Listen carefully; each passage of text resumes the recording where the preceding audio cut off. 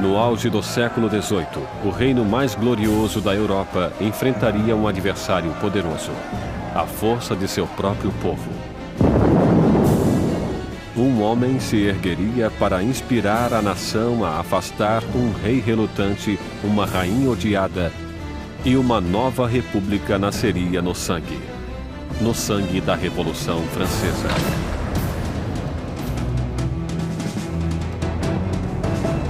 A Revolução Francesa, distribuído por Logon, versão brasileira Sérgio Moreno. 1794, prisão de Concierge, uma fortaleza impenetrável às margens do rio Sena. Úmida, infestada de ratos, conhecida como a Anticâmara da Morte. Dentro, a voz da jovem nação está prestes a ser silenciada. Enquanto seu cabelo é cortado e seu pescoço fica nu para a lâmina da guilhotina, Maximilien Robespierre prepara-se para pagar o preço pelo cataclismo deixado à sua volta. A explosão de acontecimentos que tornaram-se a Revolução Francesa. A Revolução Francesa foi o extraordinário momento em que o povo começou a acreditar que seria possível refazer quase tudo em sociedade, que não podia somente mudar a política, as instituições, mas a própria natureza humana através da ação política. A Revolução Francesa representa a encruzilhada do mundo moderno, onde tudo começa a encaminhar-se para uma direção diferente. A Revolução viu uma terra feudal virar as costas para a tradição aristocrata e criar um novo e violento caminho para o futuro.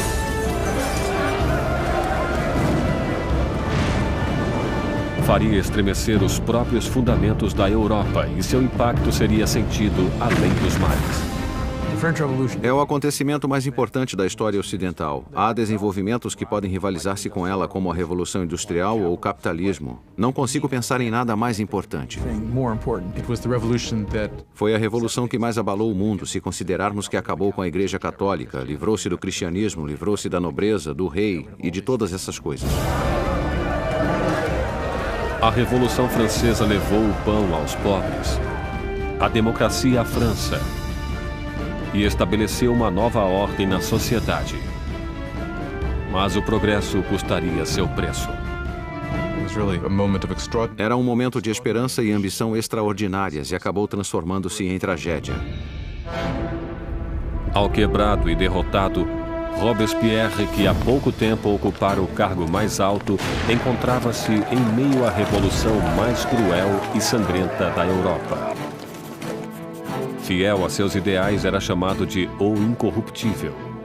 Tão poderoso que qualquer manifestação sua causava o medo em toda a cidade. Um mestre em oratória, as palavras de Robespierre eram suas armas. Agora silenciado por uma bala na mandíbula, aguarda o mesmo final brutal a que obrigara tantos outros. A revolução devoraria seus criadores.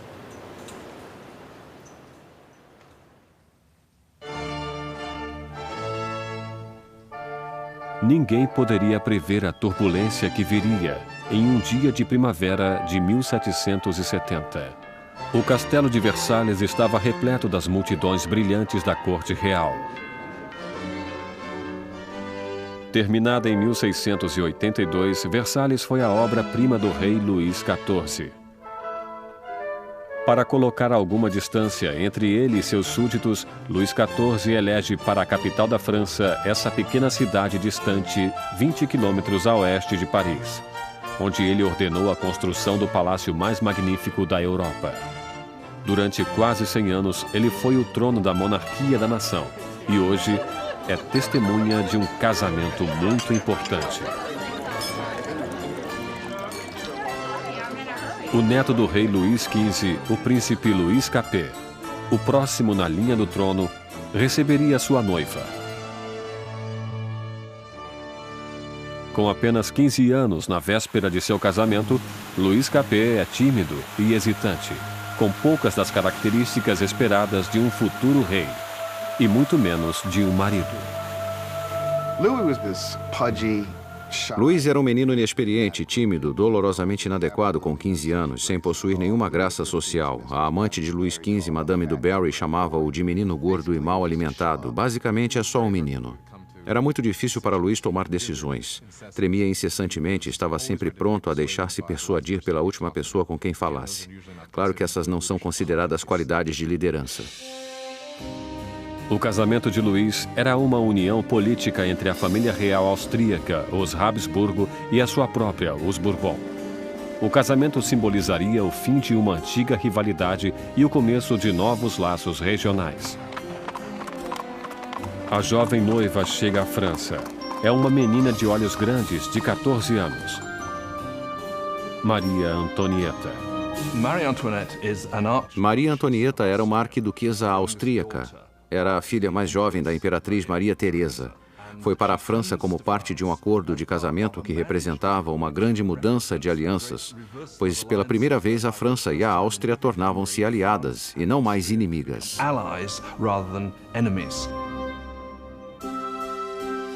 Maria foi para a França como um símbolo político, mas como adolescente tinha pouco interesse em assuntos políticos. Quando Maria Antonieta chegou a Versalhes, era muito jovem, não sabia muita coisa sobre o país em que viveria, não conhecia os costumes, não sabia nada sobre a corte, era uma moça de cabeça firme e muito alegre, mas ainda era uma menina. Quando Maria Antonieta chegou a Versalhes, era apenas uma adolescente loura, olhos azuis. Era bonita. Gostava de ser atraente para as pessoas e chegou com a intenção de conquistar o marido e sua nova família.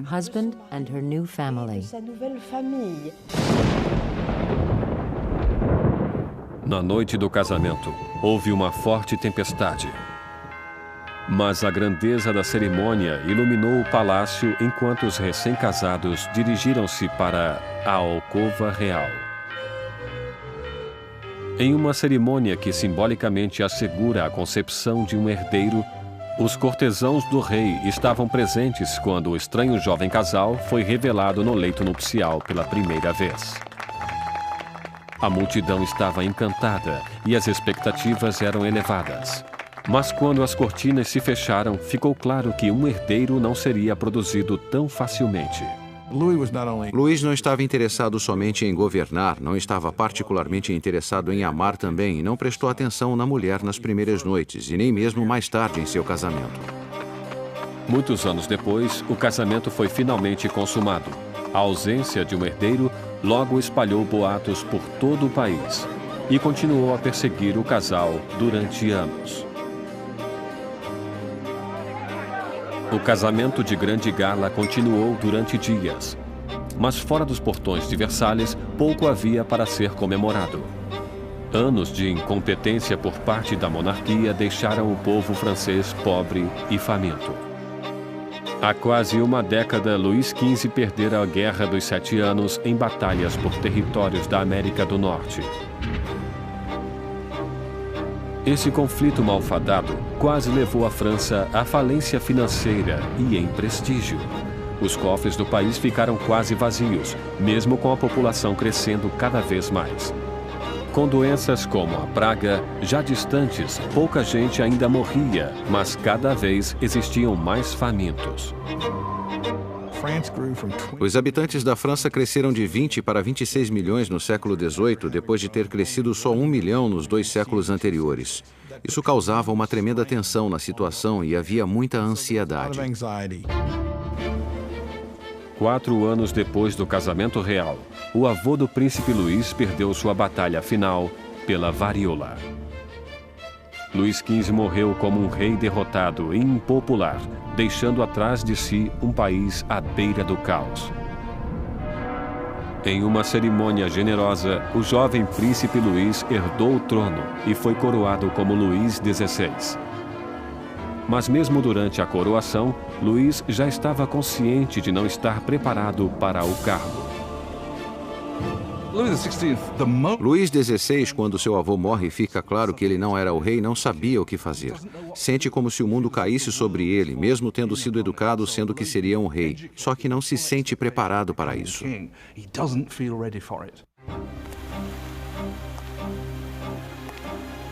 Para um reinado em crise, Luís XVI seria o pior homem a ser o novo rei. O jovem de 20 anos reza: "Protegei-nos, Senhor, pois reinamos muito jovens." Protegidos em seus aposentos reais em Versalhes, Luís e Maria iniciam suas vidas como jovens monarcas, enquanto, a apenas 20 quilômetros de distância, em Paris, outra nova era começava, que iria confrontar-se com a monarquia. Uma perigosa era de ideias. A era do iluminismo.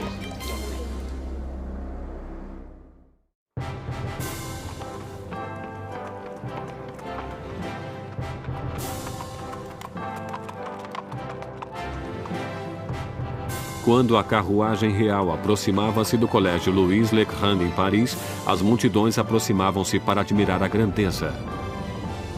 Era o dia de receber o novo rei coroado, Luís XVI, e sua encantadora esposa austríaca na cidade de Paris.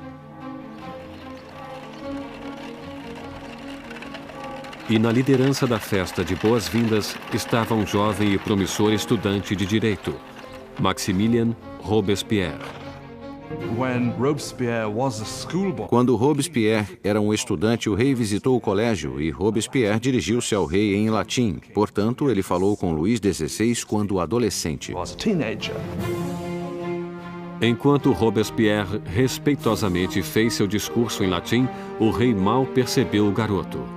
Mas anos mais tarde, seus destinos cruzariam-se novamente sob circunstâncias muito diferentes e muito mais trágicas. Foi um daqueles rituais que aconteciam em todas as escolas, apesar daquele ser carregado de ironia, pois aqui temos o jovem Robespierre lendo seu discurso em honra ao homem que ele mais tarde mataria.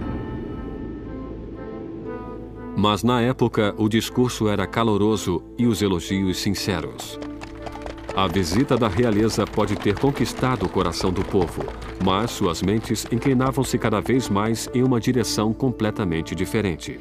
Desde a Idade Média, a sociedade europeia estivera dividida em 3 classes distintas, ditadas pelo nascimento.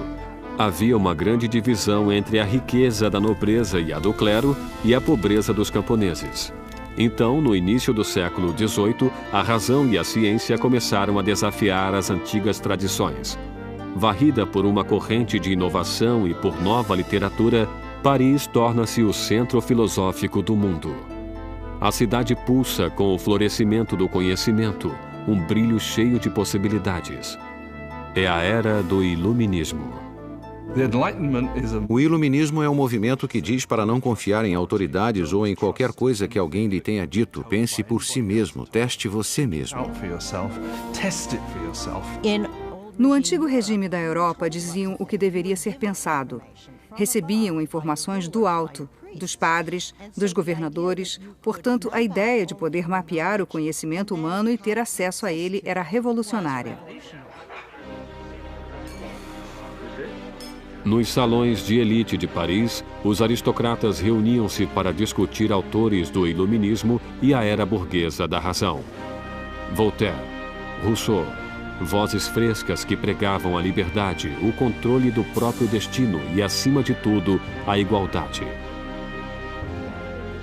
A paixão por essa nova literatura encontra-se principalmente na classe superior, mas como o iluminismo atingia todos os níveis da sociedade, o grito de igualdade começou a ameaçar o modo aristocrático de vida. O que torna essa ideia perigosa é que mais cedo ou mais tarde haveria a pergunta: por que os aristocratas são privilegiados? O mundo poderia mudar para tornar-se um lugar melhor? O progresso é possível? Isso minaria a ideia de que a monarquia é natural, a aristocracia é natural e que a hierarquia é natural. Para ver o iluminismo em ação, era apenas necessário olhar para o outro lado do Atlântico, onde os americanos lutavam por liberdade da antiga inimiga da França, a Grã-Bretanha. O jovem rei Luís quis vingar-se das derrotas de seu avô e viu a oportunidade na Guerra Americana pela Independência. Luís dedica à causa um total de 2 milhões de liras, o suficiente para alimentar e abrigar 7 milhões de franceses durante um ano.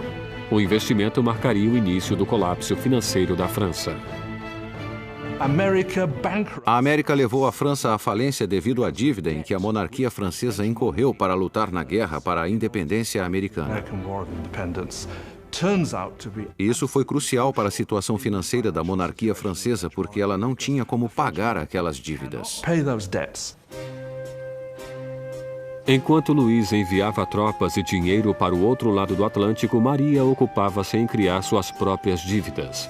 A vida em Versalhes é uma rotina sem fim de rituais arcaicos e formalidades. Existiam cerimônias para o despertar dos reis, para vestirem-se, para comer, para recolherem-se ao leito. Para divertir-se em meio àquela loucura de rituais, Maria Antonieta preside desfiles de uma moda cada vez mais audaciosa. Maria era obcecada pela moda, especialmente penteados criativos que levavam horas e mais horas para fazer, usando todos os tipos de ornamentos e frutas. Para muitos, aquilo era obsceno.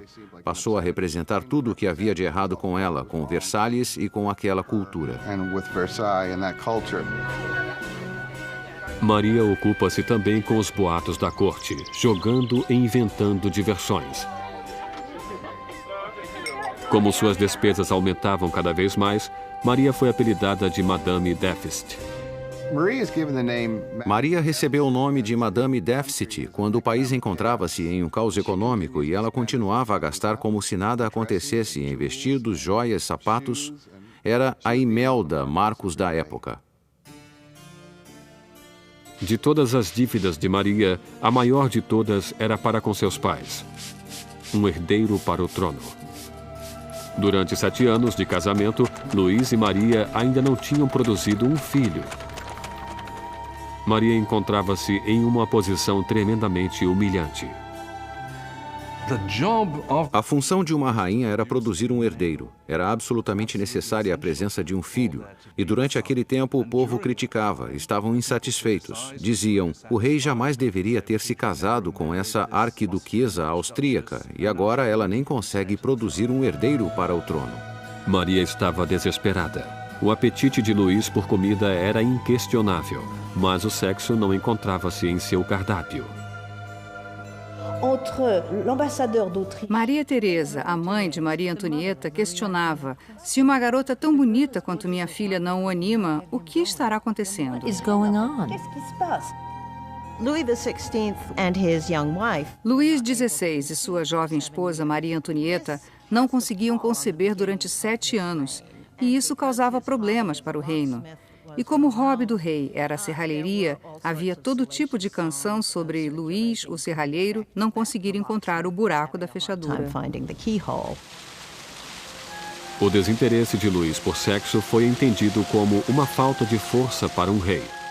Depois de anos de frustração e de pressão por parte da corte, Luís foi diagnosticado por uma condição tratável chamada fimose. Luís tinha uma deformidade que tornava a ereção tremendamente dolorosa e por isso não houve a consumação até que fosse feito um ato cirúrgico. Mas ele tinha medo mortal da cirurgia e levou anos para concordar em fazê-la. E quando finalmente concordou, voilá. Depois de uma simples cirurgia, o casal pôde ter sua primeira filha, Maria Teresa. Mas isso não conseguiu limpar a imagem anterior de Maria.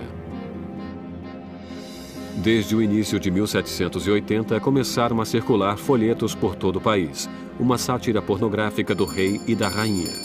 Panfletos obscenos debochavam da impotência de Luís e mostraram Maria como uma meretriz promíscua em uma corte debochada e decadente. A visão do povo sobre a monarquia tornava-se amarga ao mesmo tempo em que a situação dos campos piorava.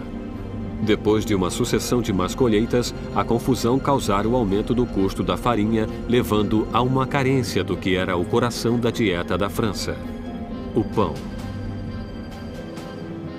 Mas as reclamações paravam nos portões de Versalhes. Como a realeza continuava a viver em extravagância, as queixas eram limitadas ao papel. Uma acusação foi dirigida diretamente para a corte real. Vocês sabem por que existem tantos necessitados? É porque sua existência de luxo devora em um dia o que alimentaria 1000 homens. O homem por trás desta acusação?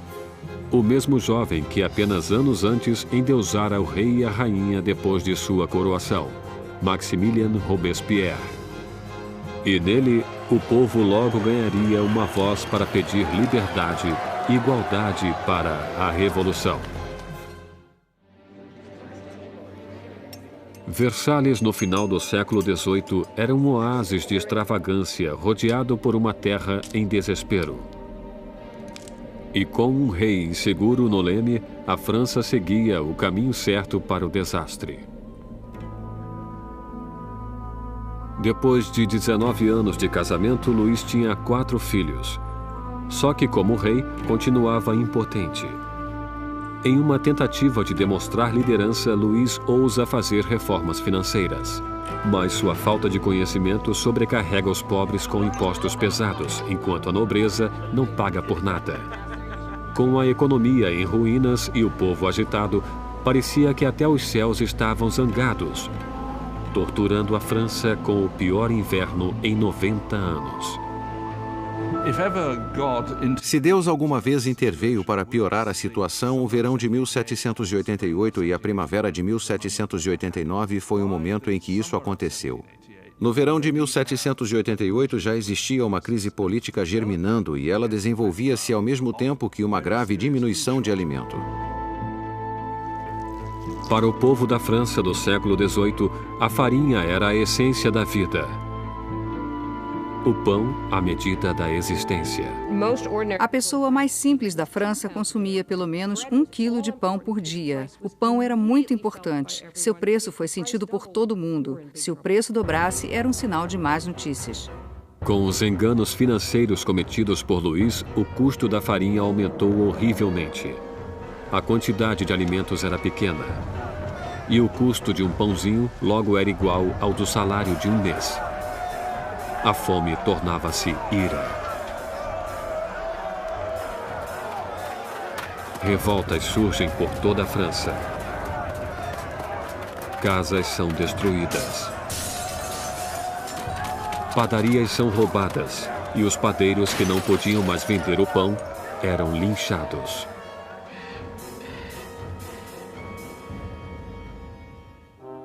Com a economia em frangalhos, os bancos obrigam Luís a contratar um ministro das finanças, Jacques Necker, um pensador do iluminismo. Necker é popular de uma maneira que Luís só poderia invejar. Jacques Necker foi sem sombra de dúvida o ministro mais popular durante a primavera de 89, porque afirmou publicamente em seus pronunciamentos que o dever do governo seria garantir que houvesse pão suficiente para todos.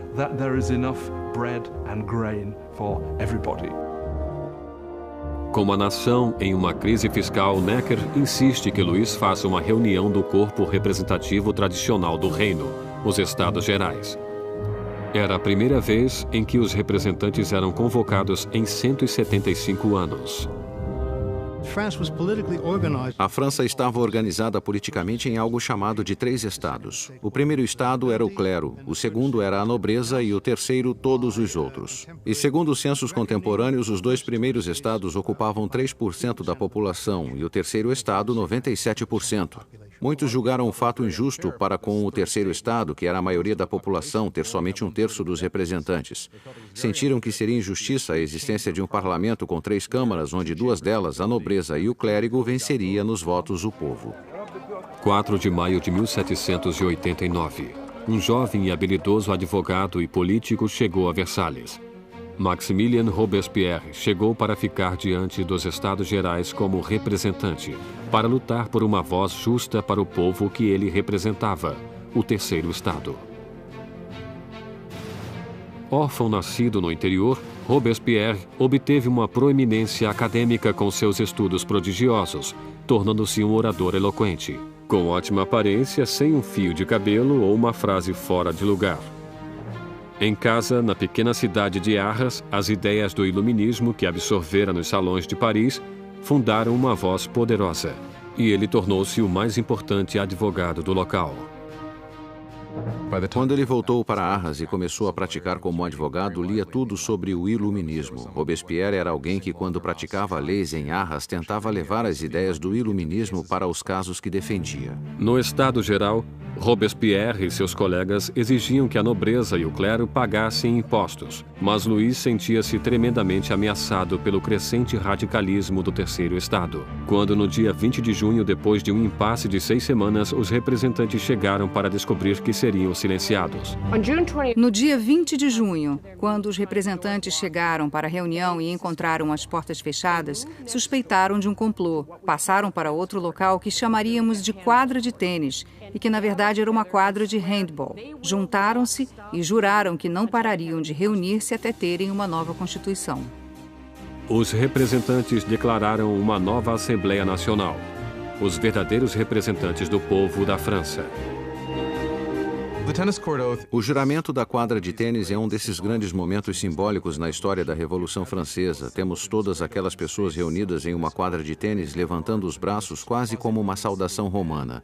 E para a Assembleia aquele foi o momento em que perceberam algo em sua força e em sua dignidade e souberam que poderiam realmente desafiar o rei da França. Como um ato de desafio revolucionário, nasceu a Assembleia Nacional. Será uma comunhão de vozes de todo o país, um corpo parlamentar executando a vontade do povo. Mas tirar o poder do rei não seria tão fácil quanto assinar uma simples proclamação. Todas essas vitórias iniciais que aconteceram em Versalhes são mais vitórias de papel e não têm como se sustentar. O medo que tomou os representantes em Versalhes quando nos aproximamos de julho de 1789 foi porque o rei reunia suas forças para dispersá-los, para acabar com eles. No início de julho, 30 mil tropas reais posicionavam-se em torno de Paris. Para defender-se, o povo formou uma nova Guarda Nacional. Os revolucionários atacam os arsenais de Paris e conseguem furtar 28 mil mosquetes. A única coisa que falta é a pólvora, e o povo sabe onde consegui-la. No centro de Paris existe uma masmorra de pedra, famosa como símbolo do regime feudal, a Bastilha. A prisão abriga toda a pólvora da cidade e é lendária como câmara de tortura e mortes horríveis. A Bastilha fora o grande símbolo do despotismo real, o grande símbolo dos reis da França que iam além dos limites de seu próprio poder, fora um símbolo do horror para o povo francês. Em meio à revolta, acontece um ultraje surpreendente. Luís demite seu ministro das Finanças, Jacques Necker, o amado do povo, visto como simpático às massas. Horas depois de sua demissão, Paris fica sabendo que seu representante foi afastado. Não restou mais nada além da revolta. No dia 14 de julho, multidões reuniram-se identificando-se com um pequeno penacho vermelho e azul, as cores de Paris, separadas pelo branco, a cor da causa dos Bourbon. Nascia o tricolor. E entre a multidão enfurecida, uma voz grita: para a Bastilha. Atacar a Bastilha significava que o povo de Paris dizia: não se livrarão da nova Assembleia Nacional. O povo está agindo, está armando-se e basicamente diziam: estamos do lado da revolução. Vendo o exército que aproximava-se, o governador da Bastilha, Bernard de Launay, tentou trancar a prisão. Armou uma defesa inútil, mas os saqueadores invadiram a fortaleza e atiraram-se sobre os guardas com facas e lanças. Finalmente, de Launay rende-se, mas a multidão furiosa arrasta-o pelas ruas. Os saqueadores exaltados chutam e esfaqueiam-no até que ele grita: matem-me de uma vez. E a multidão obedece. Ele é assassinado e nasce uma tradição revolucionária. Sua cabeça decepada desfila enfiada em uma lança.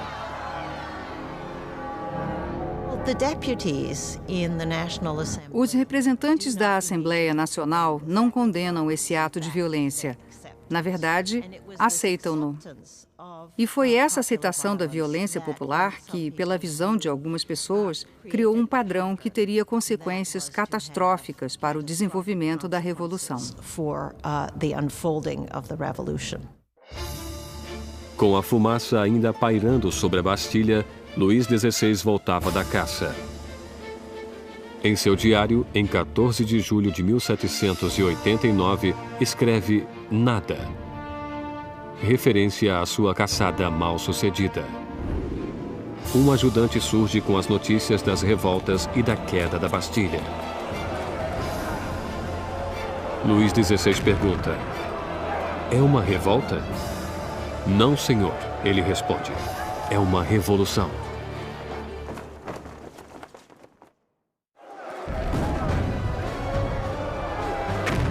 A queda da Bastilha soltou as rédeas da revolução. O povo desafiara seu rei e vencera. Não havia mais retorno.